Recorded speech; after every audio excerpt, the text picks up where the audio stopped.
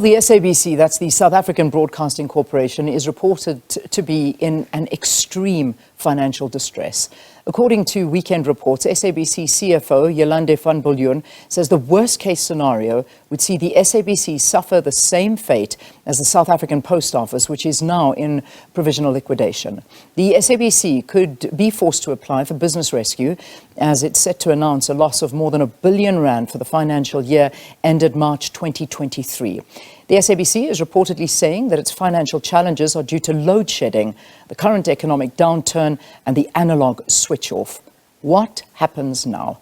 Well, to discuss this further, we're joined on the line by Communication Union BEMAWU President Hannes Buisson. Hannes, thanks very much. Thanks for joining us here on the program. Good morning. So we hear and read reports from the group CFO, Yolande van Biljon, saying that if the group cannot sort out its financial situation, it could go into liquidation. What do you know about the SABC's extreme financial distress? Leanne, very unfortunate situation. We're again here. We were almost 5 years ago when the SABC announced a total turnaround plan. They got rid of about 600 people, and they said that we are now on the road to the promised land. It seems that we ended up in the desert once again. We have seen, in fact, in November 2022, the SABC already presented this to the Portfolio Committee on Communications.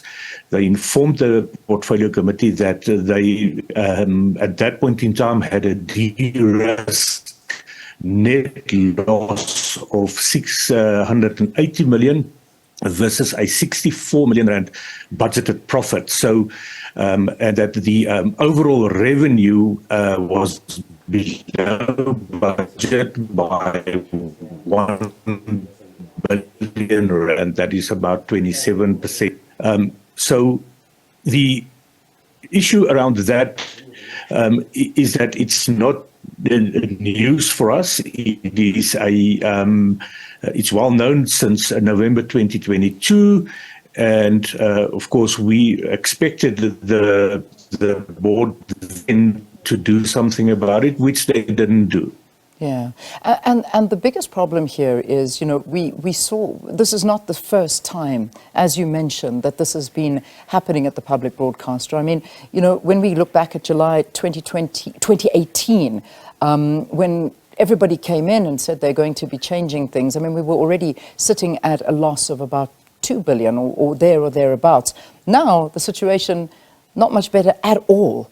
So, I mean, what was management doing at the time, during all of those 5 years when they were saying, and this was when we had the former CEO, who has now left, Madoda, saying that, you know, he had turned the ship around and things were so much better. Here we are, 2 weeks after he has left, and these are the kind of results that we're looking at. What went wrong? Then I think, you know, we're not saying everything that the previous board has done is bad. I think that they've managed to kind of stabilize the SABC to a certain extent in respect of some of the irregular expenditure, fruitless and wasteful expenditure. But that was a situation of saving yourself bankrupt almost. The main concern from our side is the fact that it has been reported that audience has declined, advertising revenue has declined. Really the main one is the fact that the SABC is owed 44 billion rand in license fees money. Now, if they only collected 10% of that money, that would have been 4 billion. It means that the SABC would not have been in a deficit. They would have tripled the profit in that, and nothing has been done. And incidentally, that has been cited as a reason why the SABC is sitting in this financial position. That is squarely something that that top management is responsible for. If you look, for instance, in Britain, the license payment percentage of British citizens is about 98%. They have TV license courts where people have been taken to court. In South Africa, we have the Broadcasting Act that compel people to pay license fees. Now there is talks of changing that so that people will pay license fees, or they will pay a fee. That is not going to resolve the problem at the end of the day. So if only the SABC did pursue the issue around TV license fees, because that is a law. It is unfortunate so, and we'll have to comply with legislation. We would have been in a total different situation. There seems to be also delay in some of the revenue-generating initiatives from the SABC, and that seems to be reported as the last 6 months. And of course, there is another 5 years or 4 years and 6 months that is unexplained as to what has been put in place in respect of generating revenue for the SABC and ensure that the SABC is in fact turned around in terms of putting it on the road of being an organization that is not going to look at the government for money. Yeah, I mean, when we look at obviously the TV licenses, one avenue. I mean, 44.2 billion rand is what is outstanding. We heard the communication minister saying that there may be a plan to scrap TV licenses altogether and actually implement a household levy. That was one of the plans that he thought might work. I mean, do you think that is one of the solutions?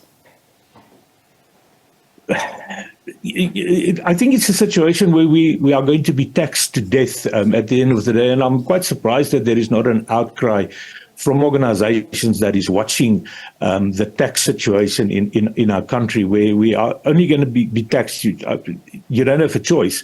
At least when you do have to pay a TV license, then when there is a situation that you are not happy with how the SABC is managed, then you can withhold that license as kind of a protest action against bad management. Or we remember the Slauri Motseneng era, where he introduced that policy where journalists were not allowed to report on unrest, and people revolted by stopping to pay their TV license. It seems that they've never came out of that groove, and that they simply continue to not pay their TV licenses. So it might be a situation where the SABC would earn enough money, but then on the other hand, if there is a compulsory fee that needs to be paid, then there is no real strategy on the side of management. You're going to get the money in whether you work for it or not. Which is not an ideal situation.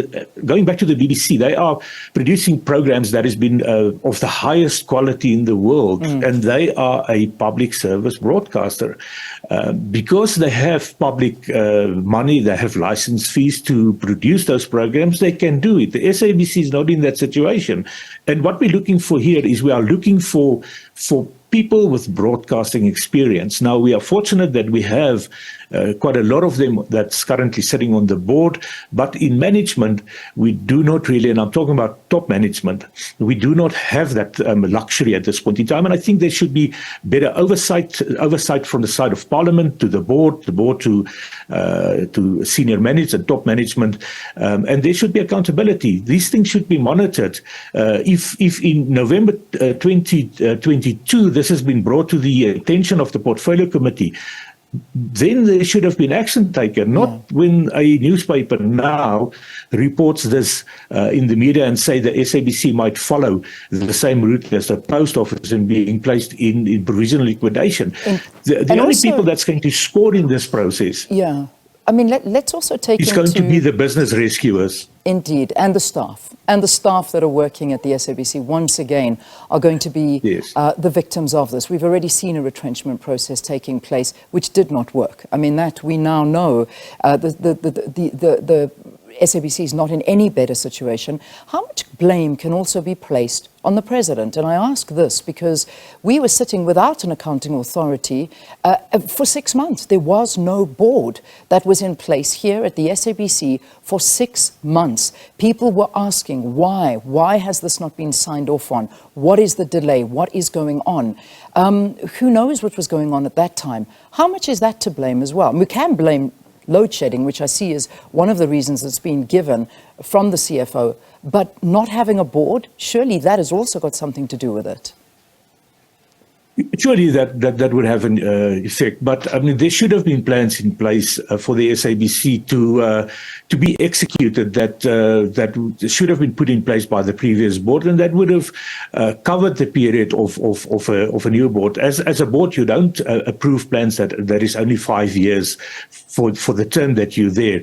But surely, and you know, the president has offered some under oath in the court case that has been taken to the against the president. He has offered some explanation as to the confusion that has been created by nominating more people than that was supposed to be on the board, and he sent it back for legal opinion, and they send it back to him again. So, but surely, I think that also contributed. I think the current board is now playing catch up. They have to deal with that period of 6 months when there was no accounting authority that has been appointed. They have to deal with all of those issues that needs to be taken care of, needs approval from board and so on.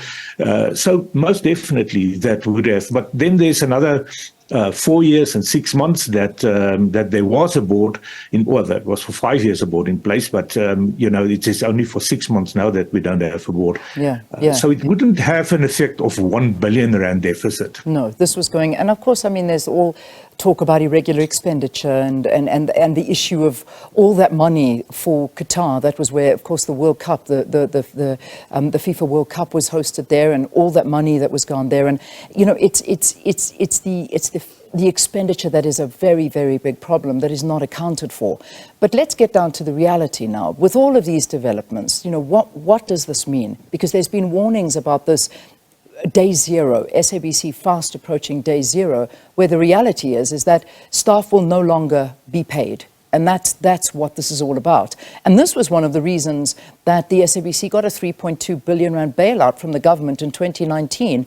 Here we are in 2023 in the same situation. So what happens? The staff not getting paid? Yeah, and I don't foresee a situation like that. The SABC is different from SAA and also the post office. And I'm not saying that they're not that they are more, that it is more important. But there is no other public broadcaster. There are other companies that's doing what the post office is doing, what SAA is doing. It cannot be that the SABC staff will not be paid. So there needs to be an urgent meeting, and we did reach out to the board via the company secretary on yesterday. We're waiting for a reply to have an urgent meeting so that we can have at least assurances from the board. It seems that this letter that has been leaked because it would not find its way otherwise to the media, that this letter was written in June by the CFO. And there is an allegation that the board has not given any attention to this letter. I find it hard to believe that the board would ignore a letter like that and a serious situation. But that does not anticipate what will happen when we do meet with the board. But we are going to, on a serious basis, on an urgent basis, engage the board and find out what are the plans in place, what needs to happen for the SABC to not end up in a situation where staff is not going to get paid. I cannot foresee a situation, or I cannot imagine a situation where we are going to end up there. So this might be some attempt to put pressure on the government, because after going into provisional liquidation, suddenly money has been made available to the post office. I don't think that the SABC should enter into that process. I think if we appoint competent broadcasters at the SABC who can manage the organization, people with a vision that understands the media landscape properly and see where we are heading in terms of streaming and the way that people want to watch news and even entertainment these days, that the SABC would be in a position to compete in that area and be profitable. So we need to put plans in place and monitor those plans, not after 5 years say, well, sorry, we're in a 1 billion rand deficit, whilst we actually said we're going to make 64 million rand profit.